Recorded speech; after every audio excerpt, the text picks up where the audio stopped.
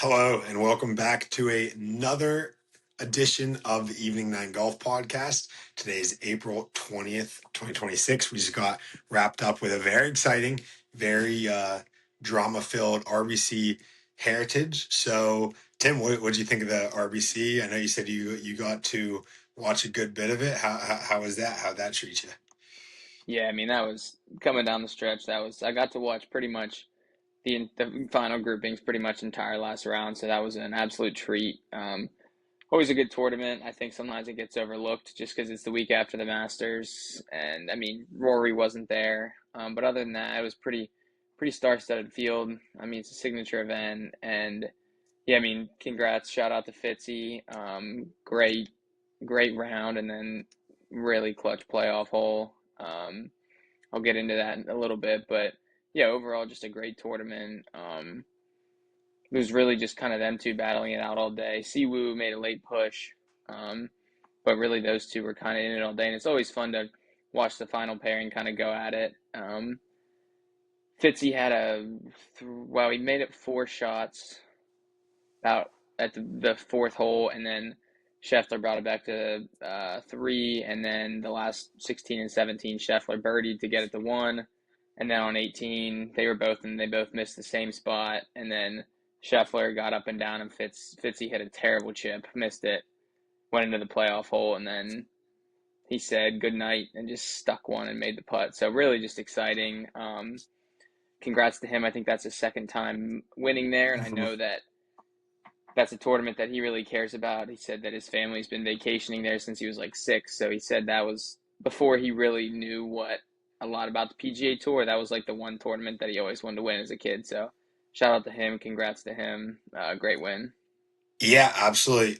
Big win out of Matt Fitzpatrick. Shout out Matt Fitzpatrick. Even though little controversy, but he was obviously not the fan favorite going down the stretch in that playoff hole. But he overcame all the haters and still won. Yeah, I mean, huge win for him. Definitely still a really big tournament. To me, I don't think the Masters overshadows it too much. If anything, I think the Masters kind of highlights it. To me, it's kind of the kickstart of the season. So the RBC being right after it, it's like, all right, now we're in the season. Mm-hmm. But yeah, huge win for Matt Fitzpatrick. I mean, I don't even think it's arguable the best season out of anybody so far. His second win of the season, absolutely leading the FedEx Cup. Absolutely, if the season ended today, there's a lot of season left, but if the season ended today, he would absolutely be Player of the Year. Again, a lot of season left. I'm not saying he's going to win it, but as of now, he's definitely the front runner. So, huge win for him. Congrats to him. I actually didn't get to watch any of the final pairing. I was at an amusement park and I was trying to watch on my phone, but my Paramount Plus account, even though I have the premium account, would not let me stream it. So Mm-hmm. reverse shout out to Paramount Plus. Please do better so I can watch on my phone next time because that was really annoying. We had an issue with that with the Masters too. I don't know what's going on there, but Yeah. that's size point. I did follow along very closely though, and I can tell you from my point of view, I when I started to see Scotty make that big comeback, and then on 18, I saw again. I was just following along on the PGA Tour app. I saw Fitzpatrick hit his drive into the native area, and I was like, "Oh my gosh, what is it?" And then I looked it up, and it's just on the crushed Kikuyu or whatever it is, and I was like, "Oh, okay, that's no biggie." But I was really surprised, honestly, when Fitzpatrick bogeyed 18. It is a pretty tough hole, but I was really kind of shocked. Going into it, I was kind of sad, like it was a good run for Scotty, but not enough. And then obviously he bogeys that, and then going into the playoff hole, I I thought for sure Scotty wrapped it up. So definitely shocked me, and I'm sure I wasn't the only one. But got it done. Really, really nice birdie on 18, which is a tough hole, really tough hole. Yeah. Um, so yeah, what did you think about the USA chance coming down the stretch? Talk about that. Yeah, I mean that's something we've seen. I mean, we saw it at the Players with Fitzy when Cameron Young won. And down the stretch there, I think that he handled it really well. In the post game or the post match press conference, they asked him about it. He said, "Listen," he said, I have no problem with any of it. I think it's good for the game. He's like, I Mhm. grew up watching. He said football. I'm going to say soccer because that's what it Yeah. is. He said I like the environment, which I love to hear that out of him. There's some European golfers that don't really like that kind of stuff, so it's nice to hear him be okay with it. And really, he said, as long as it's not in my backswing, I think it's good for the game. And Mhm. I think he kind of likes being the villain a little bit. He said it just makes you Absolutely. feel that much better when you hit a good shot. And you could tell Mhm. when he made that putt on the playoff, Yeah. he really Yeah. he really loved that. But just I mean, a gritty performance. I'm looking at his scorecard now. He birdied 1 and 3, and then he hit parred every hole until 18 when Mhm. he bogeyed. And I mean, watching it, there was probably 4 times on the back nine. I was watching with my dad, and he would hit a drive or a second shot would be in the bunker somewhere that's a really tough spot, and we would be like, Scotty might get one back, and then he'd hit some stupid punch Yeah. out or chip shot, and he just gritty performance from him all Mhm. day. As much as I wanted Scotty to win, a really good win for him, and I will bring this up. This isn't about the USA chance. Shout out to the blade putter, Fitzpatrick. I think this is the Yeah. first time it's won all year. Big fan of the blade putter. If I could have one rule change to the PGA, I would ban all mallet putters. I have a huge problem with them. Wow. I think they look dumb. That's my opinion. It's not the right one because they are better, and I know that statistically they show they are better, but I don't like them. I think the PGA should ban them. Um, Shout out Ludwig Oberg for just absolutely choking every week, but at least he's using a blade putter, so I can really appreciate him for that. Same with Jordan Spieth, but glad to see the blade get one this week, so I was happy to see that. But yeah, the USA chance got a little off topic there. That's on me. I went into a rant. Yeah, the USA chance. I think it's tough because it's not the Ryder Cup. I get it. Mhm. He's a European player, but you watch guys like Rory, that never happens to them. I think it's just one of those things. He's not the most popular player, even though I think he's starting to be. I mean, he's a tremendous player. Mhm. So I think for him, it's happened more than almost anybody, just because he's not the most notable or liked player, for really no good reason. But yeah, if we're gonna do that, do it to all the European players, but my opinion, I don't think it needs to be there. If Scotty's getting up to the ball and we're chanting USA for Scotty, that's one thing, but really, it's just chanting USA against somebody, and I'd Yeah. rather us be rooting for somebody than against somebody. That's kind of my take in golf, just the way the sport is. But Yeah, absolutely. I mean, I get it. I get it. You know, people want to win, want the American to win. I don't have an issue with the USA chance without the booze. I really don't. It's not like I think they need to stop. It's not like I think they need to quit it. And honestly, I don't know why it's only directed towards Matt Fitzpatrick. I think he's become really likable in all this. Actually, you know, at the yeah, players, he said basically like, "Oh, that's nothing." You know, they're just having fun. This time again, he kind of said, "Oh, they're just having fun. I don't really mind it." So I don't know why people people dislike him so much. He's not an unlikable character, I don't think. right, Um, but and I don't get me wrong. I'm a big Scotty fan. Plus, I had him on my team, so I wanted him to win for sure. But yeah, I don't really have an issue with the USA chants. To me, I said this off camera right before we started. To me, I just think they're corny. yep, I think it's kind of stupid. Uh, to me, it just screams. It's a bunch of people who started watching last year at the Ryder Cup, couldn't get enough of the Ryder Cup, love the Ryder Cup, love the enthusiasm at that, and now they just think that that's the norm because the only tournament they ever watched for the season was the Ryder Cup. Um, Again, I don't have an issue with it. I don't think it's bad for the game. I don't think that it needs to stop. It's not like it's none of that.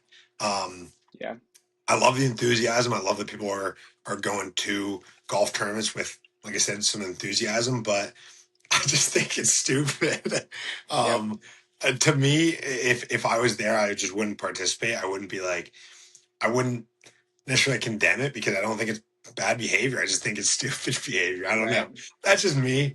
I think it. Yeah, that's really all I have to say. But a lot better without the booze. But yeah, shout out Matt Fitzpatrick. I'm sure he definitely felt like he was the villain there. Obviously, I mean, how could you yeah, not? Definitely felt like he was the other side of those USA chants. Like he was obviously villain because he was. Um, but yeah, shout out him for really, I mean, hitting a phenomenal shot on the playoff hole to, um, despite those chants. So my whole take on it basically is like I think it's stupid. I think it's kind of ridiculous. But if you want to do it, go by all means do it. As long as you're not in someone's backswing, as long as you're Right. not directly booing someone, go ahead. But real quick before we get away from I guess everything you said, let's touch on the blade putters. So that was a kind of a hot take. I'm assuming that you pride yourself on that take. Um, Yeah. and yeah, this is his second win of the season. I believe it's the second time a blade putter has Hmm. won. I don't fact check me on that, but why do you so dive into why do you hate mallet putters so much real quick? Let's not get away from that too much. Yeah. Well, the putter he was using is a Bettinardi Yeah. BASS flow blade putter, which I'm not super familiar with. But yeah, I don't know. I mean, they were what been made popular for probably about six years now, maybe. I mean, they've been Mhm. around for a lot longer, but and I know that Scotty went to him and he started winning a lot more, and I know that they might be better putters. For me personally, if for me when I go out and golf, when I stand over the ball, I want to like what I'm looking at, and I just when I've used a blade or a mallet before, I just don't like the way it looks. It's clunky. That's Um, fair. and it just feels heavy, and I don't like it. I feel like you don't even have to hit the ball; it just kind of hits the ball for you. And there's other challenges. I think you have a better feel with the blade. It probably helps that my favorite, the most talented golfer of this generation, Jordan Spieth, uses a blade, so I'm gonna stand on that. Probably helps that, but yeah, I don't really have stats or anything to back it up because the stats are not in favor for the blade. It's my personal opinion, and I don't think I'll ever leave from that. It was never when I was growing up, blade or mallets Mhm. weren't a thing, and I was just always a blade putter, and I always thought Yeah. like they just looked really slick. And yeah, that's I'll die on that hill. The lab, I just people that use lab putters, it irks me. Professionals, Yeah. I think amateur golf is it's such a different realm, and I think that mallets can be a positive thing in that because I think it can help out a lot. But with when I'm talking about the PGA Tour here, Yeah. I think lab putters are ridiculous. I think they look disgusting. Um, and yeah, sorry Lab Golf if we were trying to get a sponsorship by them, I probably took that away. I'm sorry, but yeah, That, that's that how I see it. I mean that's kind of a valid take, I guess. I am going to disagree with you on that. Like I think if it helps your game and it's not, if it's obviously there's some things that cross the line. I don't think mallet putters are cheating. I think if it helps your game, then you should have that option. Same thing. Um, you can talk about broomstick putters. Like I think they're stupid, but if it helps your game, then it's at your disposal. But I know we discussed this when we were at Glade Springs, and you're probably not going to like this, but I have been bouncing around for the last couple of weeks about switching to a mallet putter. So my putting stroke has been atrocious this season. I don't know what happened. I was a decent putter, and now I'm just horrendous. So um, I don't know. I might switch to the mallet, but yeah, I think I'm a big equipment guy. I'm not sure if you knew that. But I yeah, to did, me, it's yeah. just like if it makes you play better, especially these guys that are looking for marginal increases, you know, go for it. And as far as you said, lab, no pro should be using lab. Again, to me, it's if it helps you play better, by all means. And if you don't like to look at labs, they're coming out with a lot of heel shafted putters. It's still zero torque. I think that's a really cool innovation in the game of golf. Heel shafted zero torque putters. So yeah, I just kind of gotta disagree on this one. While I do play a blade putter, I still think they're good for the game of golf. We're seeing really competitive golf nowadays. And again, if it helps you play better, use it. If it doesn't, don't. That's kind of my take on it. But yeah, we'll just have to agree to disagree on that one. But yeah, very interesting take. I didn't know anybody. I didn't know you. I knew you liked blades. I didn't know you felt that strongly about blades. But I love it. I love it there. But let's get back to the RBC. Let's not get too off topic. So we kind of hit on Fitzpatrick, really gritty Sunday performance. A lot of saves, a lot of tough situations that he got himself out of. What about Scotty? This is his second straight weekend where he has a runner up. Looks like he's been playing really good golf. He just kind of got outpaced by one player each time. He's lost in the playoff. This tournament at the Masters, obviously, you're lost by one stroke. So, what do you think, Scotty? Do you think Scotty's kind of back? Do you think we're going to see him start winning? Do you think do you think it's a little different because we didn't see him kind of losing these tournaments before? Talk about Scotty. What do you think of his performance? What do you think? What do you expect from him going forward? Yeah, I mean, I think this weekend is kind of just a demonstration of who Scotty is. Like, I mean, I don't know what all four of his rounds were, but I know he was kind of like mid to high 60s every day, it seemed Mhm. like. I know Saturday, I think he might have shot low 60s. But yeah, watching him on Sunday, it was just the ball striker that we know. Um, I mean, he probably had, I mean, we had a lot of birdie looks. He always does, but if he could have put a little better and not saying Mhm. anything, he uses a mallet. I know he puts better with one. Um, but yeah, I think there was, I want to say it was 12 and 13 or maybe 11 and 12. He had two birdie putts, probably 10, 12 feet, and he looked like he pulled both of them. Mhm. So really, he makes one or two more of those putts, and he's in the winner's circle again. He's just Absolutely. like he's inevitable. Like that's the only word I can Mhm. think. He's just always there. Shot two under on the front, two under on the back, just so solid. I mean, he didn't have any bogeys, and just he missed the green, and his wedge game is just incredible. Yeah, I think it's not going to be too far between before he's in the winner's circle. Not Mhm. once, just back to his normal self, and Yeah. he will be winning at least one major this year. I'll say that Mhm. right now. I 100% believe. I know there's a lot of talent. I think Cam Young's going to win one this year.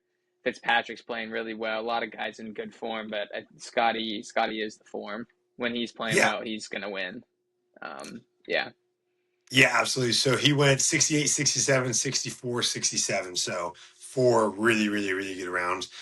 Yeah, I absolutely agree. I mean, even though he has gotten runner up both times, he both these last 2 weeks, I think that goes. I think that says more about that it's just really hard to win on the PGA Tour. That says more about Matt Fitzpatrick. Matt Fitzpatrick went 65, 63, 68 his first three rounds. Those are three really tough rounds to beat. Um, yep, and then Rory obviously just went ballistic on what is Friday round. So it's just like I think it says more about Matt Fitzpatrick and Rory McIlroy than it does Scotty. To me, my initial thought, and I've expressed many times, I am a Scotty Scheffler fan, so I want to say this, but like it is the Scotty that we know and love that we're seeing again and again. Even though he has two runner ups and he doesn't have any wins in these last two weekends, it just seems like he's kind of back. Like he's back in that situation. He's settled down, and even more than that, even more than the win or than the runner ups, than the finishes say, I think is kind of how he got there. The last two weekends he came from behind. Yesterday he came in, he was four shots back. Or no, sorry, three shots back and, fought back. He was four strokes back late. And then he fought back. He towards the end, he really turned it on and put together a couple birdies down the stretch to get him to a playoff hole. And yeah, I mean, it was a rough playoff hole, but Matt Fitzpatrick also just laced one to 13 feet and hit a 13-foot putt. There's yep, nothing you can do. That's a tough hole. And at the Masters, he clawed back. He was, I mean, inches from being right there. I mean, I still don't know how that putt on 17th of the Masters on Sunday didn't go in. So to me, yeah, it's like he's back where you see him. It's like you see him. He's two strokes back with three holes to play. You can kind of expect him to get two. You can pick up. You can expect him to pick up two birdies. He's done that. So I think it's going to be. I mean, he's probably only going to play in one or two tournaments before the PGA Championship. But like, don't be surprised if he wins the PGA. Don't be surprised if in a couple of months he wins the U.S. Open. Like, I think he is back, and I think he is showing us that he still is the best player in the world. And yeah, again, despite him not winning these last two times, I think it says a lot. Like runner up is a really good finish. So yeah, I think it says a lot. I'm really excited to kind of to see what the rest of the season has in store for him. I really, really, really hope he does get that U.S. Open. That would be unbelievable. I'd love that. But we'll see. Yeah, I mean, I can only imagine he's going to compete here on the rest of the season. I think he's going to make a run at obviously the FedEx Cup. He's going to make a run at Player of the Year. I mean, those are kind of my expectations. I think that's everybody's expectations. But yeah, I mean, with how good he played, it really shows how good Matt Fitzpatrick was. So unbelievable, unbelievable tournament by Matt Fitzpatrick. Unbelievable by Scotty. Well, one other guys jumped off the page to you. Like I said, I didn't get to watch it all on Sunday. So what other guys? I know you mentioned Siwoo Kim. I know Oberg had another decent week, kind of tailed off there towards the end. But what other guys caught your eye? Yeah, I mean, Siwoo. I mean, the broadcast talked about it, but if that guy could putt, I felt like every time they turned to him, he had this 10-foot birdie putt on every hole. He just kept Mhm. missing. And at one point, he got to 17, I think, and he was sitting in lone second before Scotty got to 17. And I was like, Fitzpatrick bogeys one, he makes a birdie, he's right in it. But he couldn't make a putt down the stretch, but his ball Mhm. striking was just Yeah, incredible. Yeah, Oberg, typical fashion. He goes out there, posts a 63 the first day, and I'm thinking, oh, maybe he'll do something this week, and then shoots a 70, 68, another 70. Maybe, yeah, just all the talent in the world, but it just, unfortunately, he just can't seem to put it together. yeah. Shout out Gary Woodland. I mean, a Mhm. great story. Back in 2003 when he had, I think it was 2023 when he had the brain surgery and just all That is, yeah. the mental health stuff he went through, and just, I mean, he's playing so well. He won the major, but before that, and then coming baback, he won a Just couple weeks those. ago, and on the Mhm. 18 to finish out the tournament, he made a 204 foot yard eagle. Hold out for that. So just shout out to him, having a great year. Yeah. Love to see that. That was fun down the stretch. But yeah, really, I mean, a good leaderboard.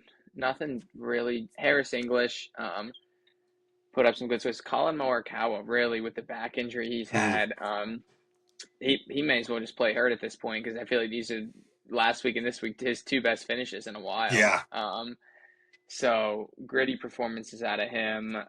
But yeah, really like what I'm seeing right now. Just a lot of good players playing good golf, Mhm. which is really exciting. That's what you need.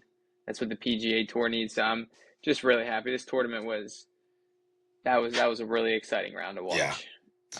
Yeah. Yeah. Yeah, I mean, great leaderboard, great analysis. Gary Woodland, yeah, great story.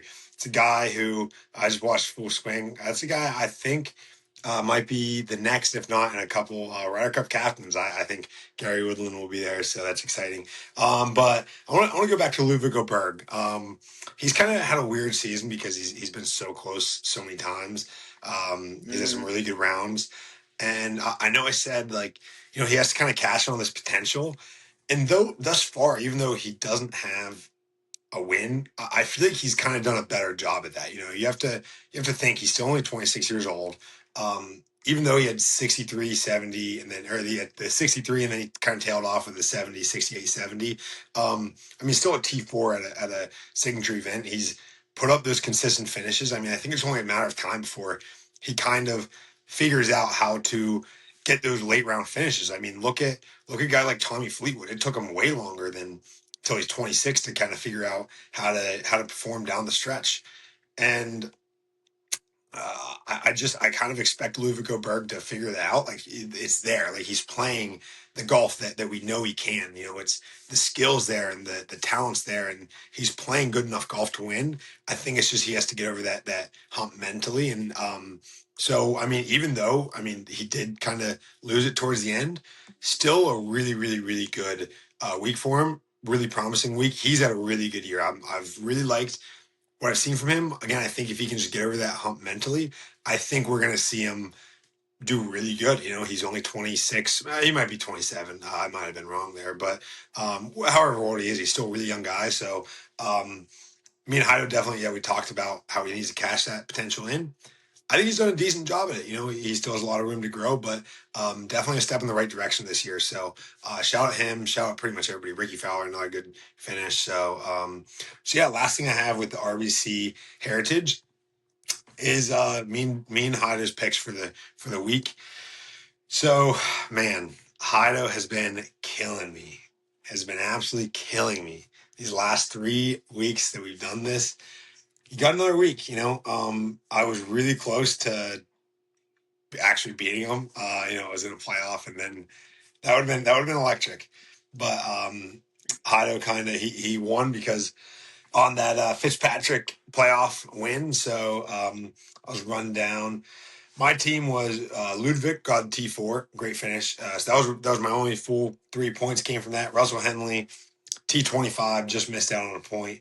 Cam Young also T25 missed out on a point, and then Scotty got second, got that point. That would have been huge. That would have been huge, but still a really good point. Again, I might have to use some Scotties going forward. We'll see. But then Hideout, he had a great week. Sam Burns, T16, got the full 3 points. Matt Fitzpatrick won. He got 3 points since we determined that if you predict them for like a top 10 or top 5 and they win, still only 3 points.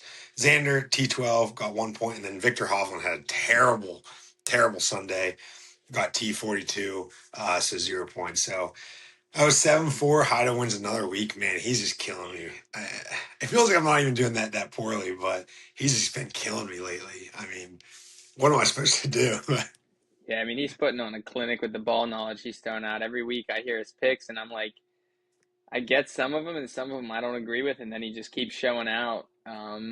Yeah, it's an impressive he's showing from him. he's been He's on a good run. he's on a heater. He's been leaning on Matt Fitzpatrick really heavily, and it's worked out for him really well. Yeah.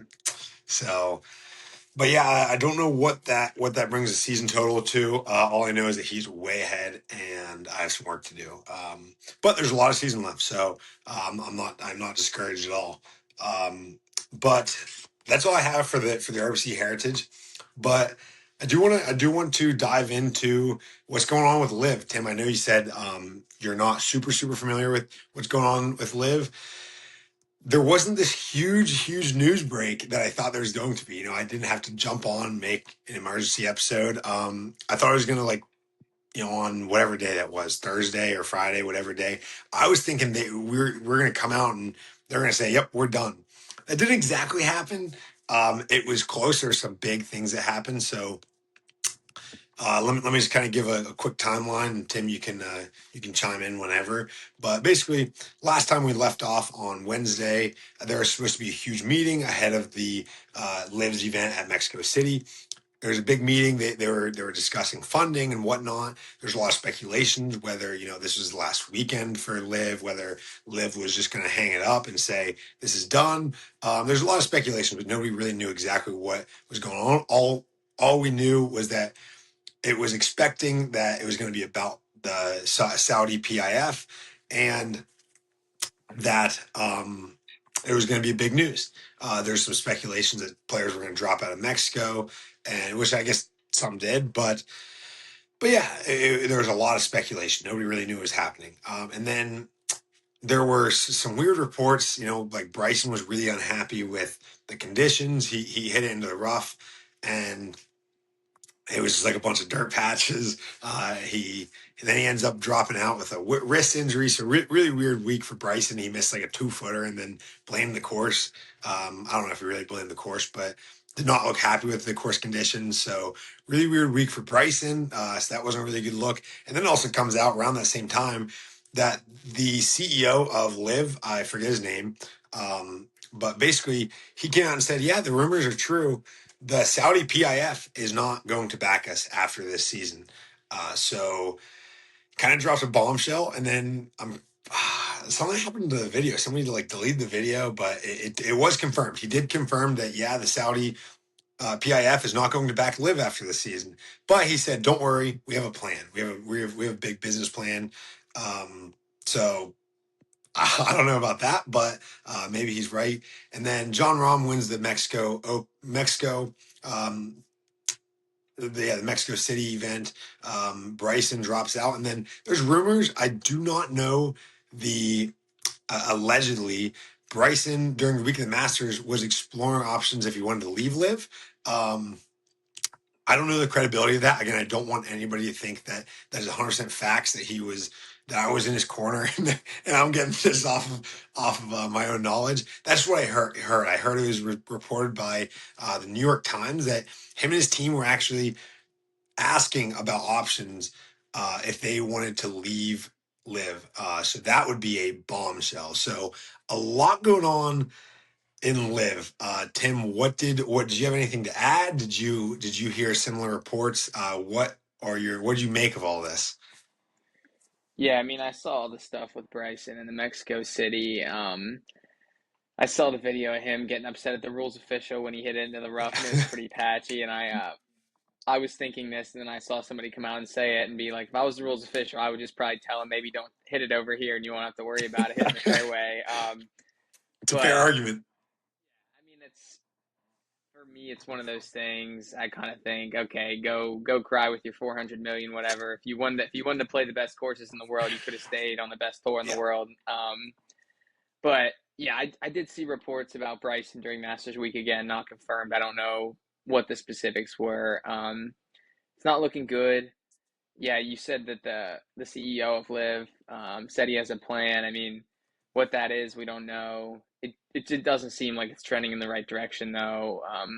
With probably your most popular player Mhm. being upset this past week and then withdrawing from an apparent injury, and then just all these reports, it's not the right kind of buzz. A lot of people Yeah. say all news is good news if it's getting popularity to you, but I don't think that that's just the case right now. I think that they are in serious trouble. Mhm. And yeah, I mean, I'll be interested to see what that plan is that he says they have, but it's not looking great. Yeah, I want to go back to the Bryson thing real quick. I 100% agree. If I were the rules official, I'd probably just be like, you know what? Yeah, maybe you should hit straighter shots. But yeah, I think it seems like he was. To me, I saw a bunch of videos. It seemed like Bryson was kind of whining a little bit, which was very on brand for what he used to be. What he used to be. Yeah. Um, you can take that how you want it, but yeah, very very interesting week from Bryson. But yeah, I mean that one thing that I have kind of taken from all this is I don't really know what's true. I don't know what's not true. So I don't know, but one thing I've taken from it is I don't think it's looking good for Liv. These reports, I don't think they're coming out of nowhere. I don't think someone's just sitting in their basement and just making these these up because who would do that? Why would you do that? Um, to me, the CEO saying we have a plan. I don't know if Tim. I know you're an Office fan at least a little bit, correct? Yeah. I don't know if any of our listeners are Office fans. I'm a huge Office fan, but there's a scene where Dunder Mifflin, the paper company that The Office is set in, and they're going under, and Michael gets taken to New York for a shareholder meeting, and he gets in front of the crowd, and he says we're not going bankrupt. We have a plan. We have a plan. We have a 45-day plan. We start on 45 days, 45 points, and on the 45th day, the company's saved. And then he goes back during the break, and they're like, "What are you doing?" And he's like, "Let's go with that plan." He's like, "We don't have a plan." To me, that's kind of what it feels like. Um, it just seems like he's saying, we have a plan. We have a really good plan. It's like, what plan? You're supposed to be paying these guys hundreds of millions of dollars. Where's that going to come from? This is a league that has been hemorrhaging money. Like I don't know. To me, it just doesn't. It seems like the CEO is kind of saying, "Hey, trust me, we're good." But in reality, it's like, are we good? We got to get a lot of money. As far as the Bryson leaving Live rumors, again, I don't know the validity of it, but I just looked up a couple of news articles, and I mean, it's been reported by multiple sources. Again, they're not some of them aren't sources that I necessarily have heard of, but like apparently he seeked out PGA Tour officials. He seeked out steps to leaving golf or live golf. So um, very interesting. A lot of drama. Um, I mean, really, all we can do is kind of sit and wait. I mean, we can kind of speculate. Um, but I think we can both agree, and I think anybody can really agree. I don't think it's a good sign for Liv. I don't know how long. I don't know how long Liv's going to be around if these rumors are even somewhat true, because obviously all they had really going for them was their names. You know, it's not like they had the history going for them. It's not like they're playing at, you know, these big time courses. They're obviously very nice courses. That's not what I'm saying, but it's not like they're playing at Pine Valley. It's not like they're playing at Cypress Point. It's not like they have the fans because they're a brand new league. So if Bryson leaves and then maybe Rom says, you know what, if Bryson's not here, then what am I here for? You know, what am I here for? And then maybe Hatton says the same thing. And in a couple years, who knows? Maybe players are kind of leaving because there's no reason to be there. Who knows? So not a good sign for Liv. Again, I don't want to speculate too much. All we can really do is wait and kind of see what goes on. But yeah, not a great look for Liv, to say the least. You know, whatever you think, not a great look. So it's going to be a story we're going to be looking after quite a bit. So yeah, actually. So, last thing I had is I know you said you haven't watched Full Swing season, was it season 5, something like that? Mm-hmm. Um, but I'm here to say I think this was by far their worst season. I was pretty disappointed with Netflix effort. There was only 4 episodes. They they did not cover very much of it. It seems like they just kind of glanced over the 4 majors. Like Rory's Rory's Grand Slam was one of the biggest moments in golf history. They took probably 10 minutes about with it. It's like, I don't know. To me, it's like that needs a whole episode. Like you need to If have not some more, build up. And yeah. no, they just kind of glanced over it. Like Scotty wasn't in it, which I guess that's fair. He probably just didn't want Netflix crews following him, which I don't blame him. I wouldn't either. But I will be honest, very poor effort from very poor effort from Netflix. But Tim, are you ready? I just want to test some ball knowledge real quick. Actually, you know what? I know this is a game time decision. Um, no, we're not going. I was gonna have you name some previous winners of the RBC Heritage, but Yeah, I was gonna say I we think that can would do have gone. that some other time. I would say we'll wait for some majors, but yeah, I know that's kind of a sloppy ending, but yeah, we're gonna. And I'll have a Uh, game for you. How about we turn the okay, tables here? I got a little, yeah, not really a game, more of a which would you rather. So okay, I'm going to take I saw this the other day, 8 of the biggest tournaments or events throughout the year, and I'm going to split them 4 by 4, and you choose which. You can only have okay, 4. 4 of them leave forever, okay, and you can only have 4. Group side A, you have the Masters, okay. the Open Championship, President's Cup, the Players. The President's Cup and the Players. Yep, those are your That's side A. 4. Okay, And then side B, the U.S. Open, PGA Championship, the Ryder Cup, and the Waste Management Classic. wasn't this was something on Instagram, but you flipped some of them, didn't you? I did, yeah. I Okay, made it a little different. so I'm gonna have to go with. I'm gonna go with side A. It's got to be the Masters, the Open, and the Players. The President's Cup, I don't really care about. It's fun, but Team USA wins every single year, or every other year, I guess. Um, I gotta go with side A. Like as much as I like the U.S. Open, I like the test the U.S. Open is. Um, the PGA is. I could argue the play. I like the Players better than the PGA personally. Okay. Um, I don't know. They're close, but we'll kind of glance past that. But yeah, the players in PGA are very close. The only thing that the PGA really is going for is like it is a major and it's part of the career Grand Slam. It's part of the major season. It's big. It has a full field. So I mean, it's a great tournament, but it's my least favorite out of all the 4 majors. I think most people would agree. Um, then you have the Ryder Cup. Okay, this is gonna make you really mad. This is gonna be a hot take. Uh-oh. The Ryder Cup's really fun. The Ryder Cup's really cool. It's a great event. Okay, I would love to go to the Ryder Cup someday. I don't know if that's going to happen because tickets are $1,000 for a Thursday, or sorry, for a Friday. Um, Ryder Cup's a great event. It's a fun event. It's an awesome event. I think it is an overrated event, though. I do. It's so much fun to Wow. watch. But here's my thing.